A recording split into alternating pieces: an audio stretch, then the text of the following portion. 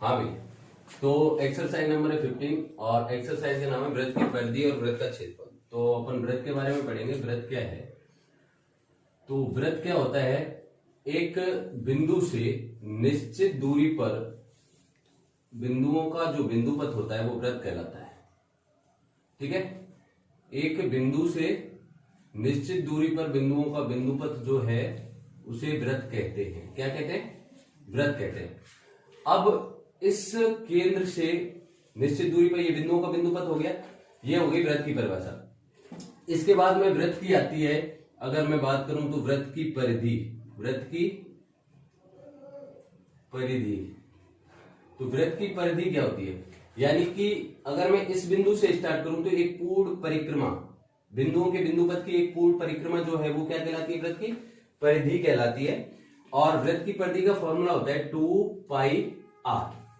ठीक है, अब बात आती है यहां पे एक और चीज है, वृत्त की त्रिज्या।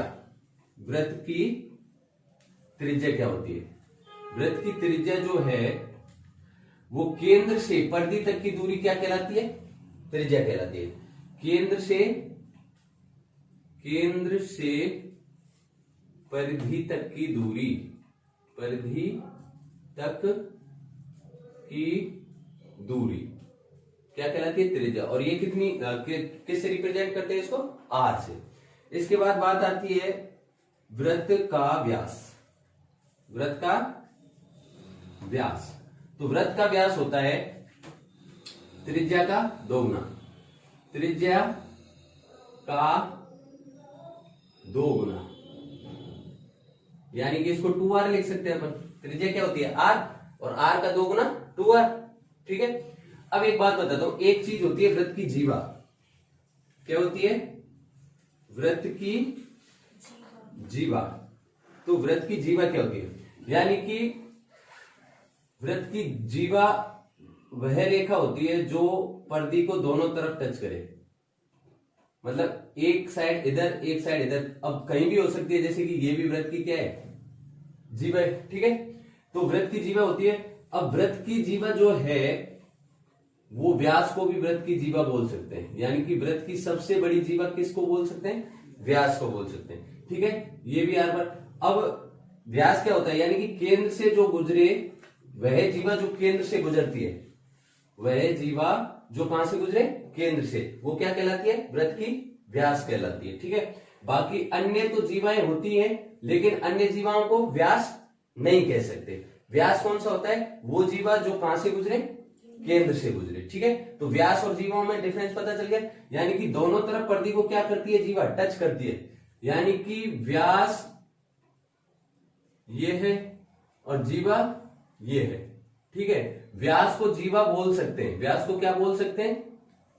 जीवा बोल सकते हैं, लेकिन जीवा को व्यास नहीं बोल सकते। ठीक है, यानी कि वह जीवा जो कहां से गुजरे? केंद्र से गुजरे, वो क्या कहलाती है?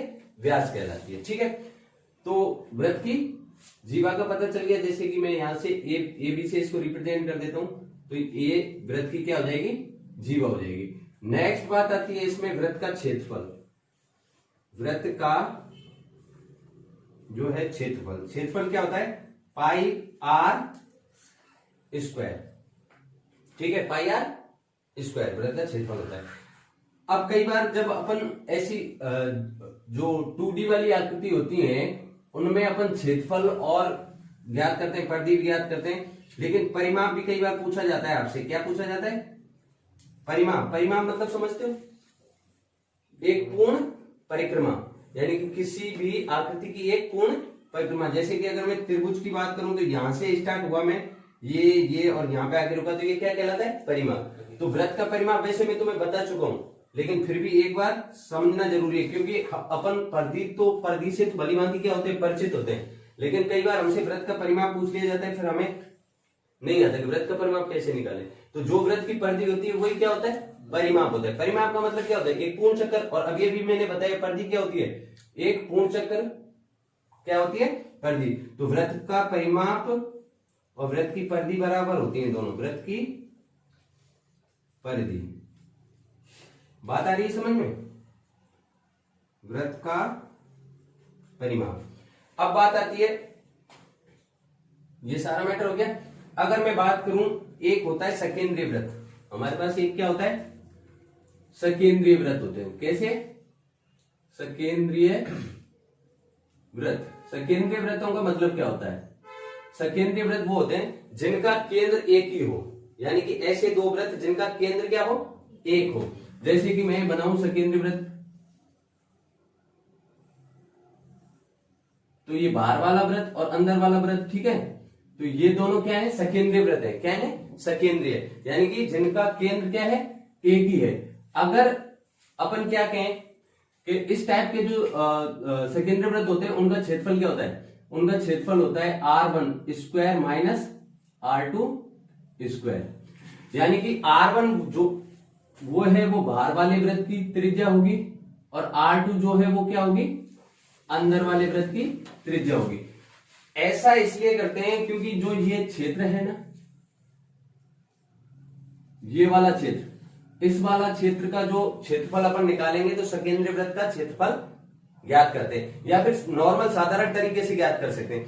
अभी देखो ये बाहर वाला वृत्त मैंने बताया तुम्हें, ठीक है, और ये इसके बाहर वाला वृत्त है। अगर मैं कहूं कि इस छायांकित भाग का क्या करो, आप क्षेत्रफल ज्ञात करो, तो आप क्या करोगे, पहले इस छोटे वृत्त का क्षेत्रफल ज्ञात करोगे, फिर इस बड़े वृत्त का क्षेत्रफल ज्ञात करोगे, और फिर क्या करोगे, बड़े वृत्त में से छोटे वृत्त को माइनस कर दोगे। तो वो डायरेक्ट फॉर्मूला बना दिया इसका, सेकेंडरी वृत्त का क्या बना दिया, डायरेक्ट फॉर्मूला। आप क्या करोगे, छोटे वृत्त का क्षेत्रफल ज्ञात करोगे तो r1 स्क्वायर, बड़े वृत्त का क्षेत्रफल ज्ञात करोगे तो r2 का स्क्वायर, हो गया। फिर आप क्या करोगे, जैसे कि बड़े वृत्त को मैंने क्या मान लिया, छोटे को बड़े को r1 और छोटे को r2 मान लिया, तो ये छोटे वृत्त का क्षेत्रफल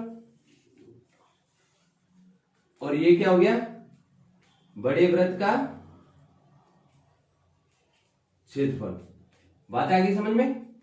अभी बड़े वृत्त का क्षेत्रफल है, ये छोटे का है, तो बड़े में से छोटे को घटाओगे तो पाई r1 का स्क्वायर माइनस पाई r2 का स्क्वायर, यहाँ पे पाई क्या आ जाएगा कॉमन, r1 का स्क्वायर माइनस r2 का स्क्वायर। तो फॉर्मूला एक ही है, वही उसको डायरेक्ट बना दिया। सेकेंडरी वृत्त का क्षेत्रफल क्या होता है, पाई कॉमन लेके r1 स्क्वायर माइनस r2 का होल स्क्वायर। अब बात आती है अर्धवृत्त की, किसकी, अर्धवृत्त की, ठीक है। तो अर्धवृत्त की एक तो बात करते हैं अपन, अर्धवृत्त में कौन कौन सी चीज है, अर्धवृत्त की परिधि, अर्धवृत्त की क्या परिधि। देखो वृत्त की परिधि क्या होती है, 2 पाई आर, वृत्त की परिधि होती है 2 पाई आर। तो आधे वृत्त की परिधि क्या हो जाएगी, 2 का भाग दे देंगे, 2 का जैसे ही भाग दिया तो ये 2 कट गया, तो आधे वृत्त की परिधि क्या हो जाएगी, पाई आर, ठीक है। अगर मैं बात करूं अर्धवृत्त का क्षेत्रफल, वृत्त का क्षेत्रफल क्या होता है भाई, पाई आर स्क्वायर होता है। आधे वृत्त की बात करूं तो 1/2 पाई आर स्क्वायर। दूसरी चीज एक और रह गई, अर्धवृत्त की परिधि लिख दी हमने, अर्धवृत्त का परिमाप, अर्धवृत्त का परिमाप। अब देखो परिधि की बात तो ये होती है कि वो उसके राउंड राउंड चारों तरफ घूम सकती है। परिधि तो मतलब यहां से स्टार्ट हुई और यहां खत्म हो गई, ए से स्टार्ट हो गई बी पे खत्म हो गई। अगर मैं बात कर रहा हूं किसकी, परिमाप की, तो अर्धवृत्त का परिमाप कहां से स्टार्ट होगा, यहां से स्टार्ट हुआ, क्या यहां खत्म कर सकता हूं, नहीं कर सकते, कहां पे होगा, यहां होगा। तो एक तो अर्धवृत्त की परिधि जुड़ जाएगी, इसमें परिधि कितनी है, पाई आर, प्लस एक ये पूरी चीज जुड़ेगी, तो इसको क्या बोलते हैं, वृत्त का व्यास, और व्यास क्या होता है 2r। तो देखिए इसमें से कॉमन कौन आ रहा है, आर आ रहा है, हाँ, तो इसमें से आर कॉमन ले लेंगे, आर कॉमन लिया तो क्या बन जाएगा, पाई प्लस 2। लो तो ठीक है, नहीं लो तो ये भी फॉर्मूला क्या है, सही है, ठीक है। तो अर्धवृत्त का जो परिमाप और परिधि होती है वो दोनों अलग अलग होती है, जबकि वृत्त की परिमाप और परिधि दोनों क्या होती है, सेम होती है, ठीक है। बात आ गई समझ में? त्रिज्या क्या है वृत्त की त्रिज्या जो है 3.5 सेंटीमीटर दे रखी है, ठीक है। अब देखो वृत्त की परिधि और क्षेत्रफल ज्ञात करना है। क्या ज्ञात करना है? वृत्त की परिधि। तो वृत्त की परिधि क्या होती है भाई? अभी अभी बताया मैंने, 2 पाई आर, ठीक है। वृत्त की परिधि 2 पाई आर होती है। 2 इंटू पाई का मान 22/7 लेना है, जब तक हमसे ना कहा जाए कि ये लीजिए। जब खुद क्वेश्चन कहे कि इतना लेना है तब तो वो लेना ही है, और जब तक क्वेश्चन नहीं कह रहा है तब तक हम हमारी मर्जी का करेंगे, और हमारी मर्जी का क्या है? 22/7, ठीक है। तो आइए, त्रिज्या कितनी है? 3.5। अगर मैं इसको 7 से काटूं तो 5 बार कटता है, और 5 बार कटने के बाद कितनी बार पॉइंट लगा हुआ है? एक संख्या बाद, ठीक है। और अगर इसका मैं गुणा करूं इससे, तो 22 का 5 से गुणा कर लो सीधे ही। पहले तो 2 इंटू 22 पंजे 110, एक संख्या बाद पॉइंट लगाया, 0 हट गई, 11 दूनी 22। तो कुल मिला के क्या आया? 22 सेंटीमीटर। क्या? वृत्त की परिधि, वृत्त की परिधि। अब बात आती है वृत्त के क्षेत्रफल की। किसकी? वृत्त के, या वृत्त का क्षेत्रफल। तो क्षेत्रफल भैया क्या होता है? एरिया। देखिए पाई आर स्क्वायर। तो पाई का मान मैंने कहा था क्या लेना है? 3.5। स्क्वायर का मतलब होता है किसी भी चीज का डबल बार गुणा। तो इसका स्क्वायर करूंगा तो ये 2 बार गुणा हो गया।